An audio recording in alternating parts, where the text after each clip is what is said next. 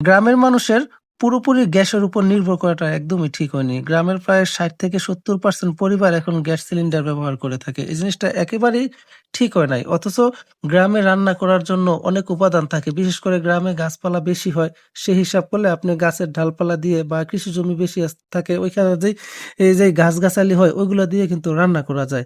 অথচ আমরা নির্ভরশীল হয়ে পড়েছি গ্যাস সিলিন্ডারের উপরে।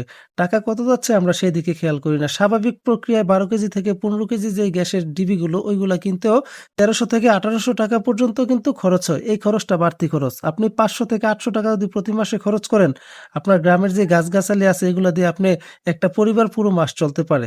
ইদানিং আমরা আরেকটা জিনিস খেয়াল করি বেশি আরাম খুঁজতে গিয়ে ইলেকট্রিক পদ্ধতিতেও রান্না করে থাকি।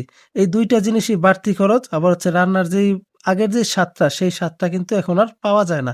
আসলে আপনি প্রাকৃতিক উপায়ে যে রান্নাটা করবেন, ওই রান্নার ভিতরে আসল স্বাদ পাওয়া যায়। আমরা স্বাদ খুঁজি না। আমাদের কথা হচ্ছে আরাম লাগবে। আরাম খুঁজতে গিয়ে আমরা প্রকৃতির যে স্বাদটা, ওই স্বাদটা কিন্তু আমরা হারিয়ে ফেলতেছি।